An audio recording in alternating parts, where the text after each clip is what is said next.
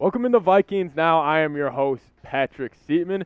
Today's show, we got a Minnesota Vikings rumors mailbag. I take your questions from our great subscribers, and I'll answer and I'll dive in to the latest Vikings rumors that you guys have suggested to me. There's a ton to talk about. I think the Vikings could be making a ton of moves at the trade deadline. But before we get into that, I want to make sure you guys are subscribed. If you want the Vikings to make a trade before the NFL trade deadline, I think it's only a couple of weeks away. If you want the Vikings to improve this Vikings roster, be aggressive, kind of put ourselves in this true Super Bowl contender elite tier, go down, hit that subscribe button. I put the goal at 6,400 on the video today. We're gaining subs like crazy. The Vikings are winning games like crazy. We're sitting right now at 6,355. Let's get to 6,400. Go down, hit that subscribe button. Let's talk about it. Skull to Bull. He has a great question coming in. Would you rather trade for Daron Payne or Clelin Ferrell from the Las Vegas Raiders? Personally, for me, I would probably have to go Daron Payne. I think he just fits a bigger need for the Vikings. I think if you're looking at the Vikings, obviously Daron Payne being a defensive tackle, Clelin Ferrell being more of an edge. I think if you have to look at it, I would probably go Daron Payne just because the Vikings' interior defensive line, it has been okay this year, but it hasn't been the best.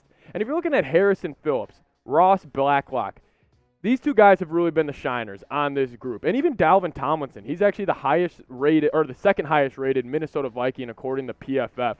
So I would say I would probably go Daron Payne over these guys, just mainly because I think the edge position with Danielle Hunter and Zadarius Smith, I think they'll eventually get it ramped up a little bit. But I do think Daron Payne will add instant impact. And if you look at what he's done so far this year, 21 tackles, 4 TFLs, 3.5 sacks. He actually had a sack on Thursday night's game against the Chicago Bears, and he really impressed me.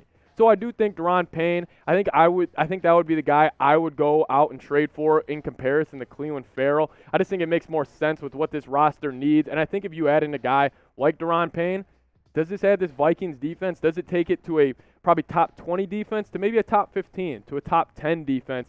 I think it could. I would go out and get Daron Payne over Clelin Ferrell. Next question coming in from There It Go. Oh, I can't believe we're going to talk about this. Do you think OBJ would want to reunite with Kevin O'Connell in Minnesota?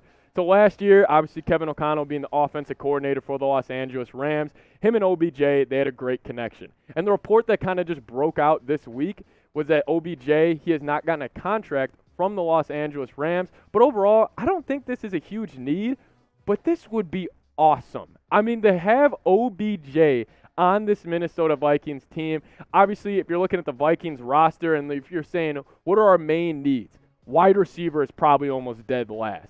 And if you're looking at this wide receiver depth chart overall, Justin Jefferson, he's not going anywhere.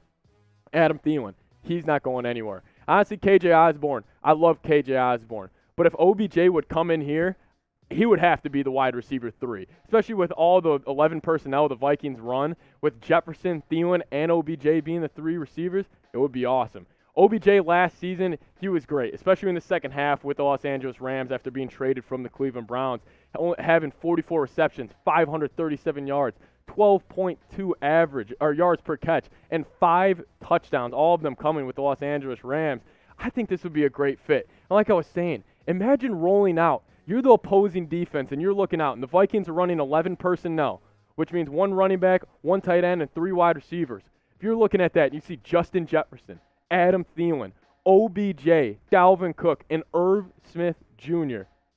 Man, that would be a scary sight to see. And I love KJ Osborne, but I do think adding in Odell Beckham Jr., that would just add another dynamic layer to this offense. But this is a question that I'm very curious to see what you guys have to say. I'll make this the pinned comment on today's video. Pick a wide receiver. Let's just say money's not even involved. Just a wide receiver for the wide receiver 3 position for the Vikings. OBJ or KJ. If you want KJ, type KJ. If you want OBJ, type OBJ. Next question coming in from Down Goes GB. I hope you're talking about those dirty Green Bay Packers. Will Justin Jefferson lead the league in receiving yards this year?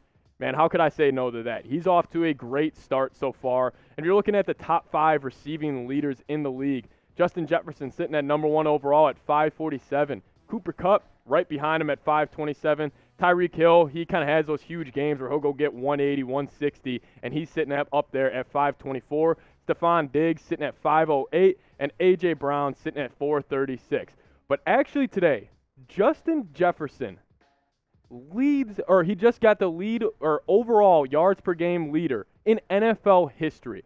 Number one, Justin Jefferson at 93.8 yards per game. That's incredible for his first 3 seasons. Julio is at number 2 at 91.2, and then Megatron was sitting there at 86.1 yards per game. So shout out to Justin Jefferson getting up there to 93.8 yards per game, and now he's number 1 in NFL history at yards per game from the receiver position.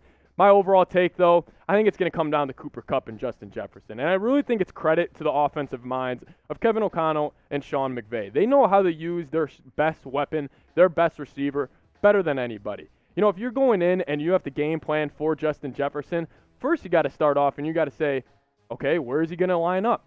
He always lines up in the X. Now he's in the slot. Now he's in the backfield, which is what we've really seen so far this season for the Minnesota Vikings. I thought he's used him in a great way, similar to how the Rams use Cooper Kupp. I think it's going to come down to those two just because they're going to get all the targets, are the yards mainly. I want to ask you guys this, though. Will Justin Jefferson lead the NFL in receiving yards? I'm expecting to see a lot of yeses down below, but type Y for yes or type N for no. Next question coming in from Vinny D. He says, who has impressed you the most so far this season? You know, there are a lot of names that come to mind. You know, Cameron Dantzler has really impressed me. He's really stepped up. But honestly, it's got to be Christian Darrisaw. This is an easy one for me. Christian Darrisaw taking that year 2 leap. And honestly, he's kind of setting himself up to be an all-pro contention at the tackle position. Checking out his PFF grades, because I think that's really the best way to kind of judge offensive linemen, because honestly, we're not getting in there. We're not watching the all 22 every single play for these guys. They got him listed out as an 82.5 overall grade, and that pass blocking grade sitting at 82.2. Run blocking has been obviously pretty solid as well at a 74.5 overall grade. But could this be the franchise left tackle for the Minnesota Vikings? Right now, PFF has him ranked the 3rd best tackle in the NFL, and he has really picked up his game the last couple of weeks. 0 pressures over the last 2 games. And that was going against Robert Quinn and Cameron Jordan. I mean, I think those are 2 of the more premier edge rushers in the NFL, and he's done a very solid job. Second year, I'm actually super excited to see what he's got to see, or what he's got to show the rest of the season. But I honestly want to give a shout out to the entire offensive line. If I had to give a position group that has impressed me the most so far this season, it is 110%. This Minnesota Vikings offensive line. They have been great this year. And even guys like Garrett Bradbury, he has shown so much more than what I thought he could be going into this season. We were talking J.C. Treader the entire offseason here, but Garrett Bradbury, he stepped up and played really well, having a 66.0 PFF grade so far. Brian O'Neill, I think he's still the franchise right tackle. The tackle position really solidified with Christian Darrisaw. So honestly, shout out to the offensive line. And now if you want to show some love to the dogs in the trenches. Listen, these guys aren't getting the national media praise like Dalvin Cook, Justin Jefferson. You see their highlights all over the place. The dogs in the trenches, they don't get the love. Go down, hit that subscribe button, show some love, show some support for the guys that don't get it on the national media stage. Go down, hit that sub button. First Cousins, love the profile pic. He says, will the Vikings win the NFC North? That's a great question. I would definitely bet on the Vikings to win the NFC North, and you can do that at BetUS. And if you go to chatsports.com/bet and use promo code CHAT125, we'll be hooking you guys up with a 125% deposit bonus. You might be asking, what does that really mean? If you put $100 into your account, you're going to get $125 just to free to play with. So if you put $100 in and you're like, you know what, let me take a look at these NFC North odds real quick. I'm going to go put my $100 on the Vikings sitting at -135, the biggest gap they've had between them and the Green Bay Packers so far this year. Packers sitting at +110, Lions sitting at +3,300, and the Bears sitting at +5,000. So if you want to go bet on the Vikings, go to chatsports.com/bet and use promo code CHAT125. So, will the Vikings win the NFC North? Obviously, this is my fan bias coming out of me, but if there's any year, it's going to be this year. And I think the next 5 games are extremely important for this team. But I'm going to give you guys 5 reasons on why I think the Vikings are going to win the NFC North. First off, they're already off to a great start. 4-1, 3-0 in the division. I think that's a fantastic start to this NFL season for them. And number 2, I think the Packers just look lost without Devontae Adams. We knew there was going to be some growing pains. We knew Rodgers was going to have to build that trust and connection with those young receivers. But honestly, he has struggled. And in my opinion, sorry, Harrison, but I think the Bears and Lions are dead. I don't think they have a chance to win this division at all. I think it's going to be a two-team race between the Packers and the Vikings. And honestly, anytime the Vikings step on a field, I say it. Justin Jefferson's the best player on the field every single time. And I think the Vikings overall, they just had the best roster in the division. But I think it's going to come down to these next 5 games. I think there's going to be a huge kind of litmus test for this Minnesota Vikings team. Vikings at Dolphins, I think you've got to win that. And then the Cardinals at home, coming off the Vikings bye week, actually 2 days after the new Call of Duty comes out. So I do think the Vikings, if you're going to catch the Cardinals on a good weekend, coming off your bye, Kyler Murray's going to be playing the new Call of Duty. I think you got to win that one too. And then I do think Vikings at Commanders, first time Kirk's going to be back in Washington.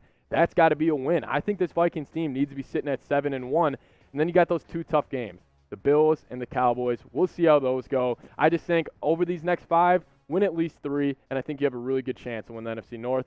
If you made it to the end of the video, I really appreciate it. You guys are all real ones. This is the best part of my day is when I really get down there. I see guys and there's commenting, real one. Because you know what that means? They're watching the video all the way through. They're watching me. They're talking Vikings with me. They're chopping it up, and I really do appreciate it. So if you do make it to the end of the video, type real one. And always hit that subscribe button, too. This channel's hot. The Vikings are hot.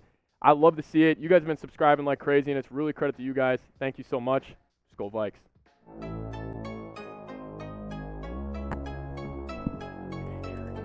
Not bad. I know. I realized I left the logo off the edge for a few graphics at the end, but who cares? Yeah, it's like riding a bike.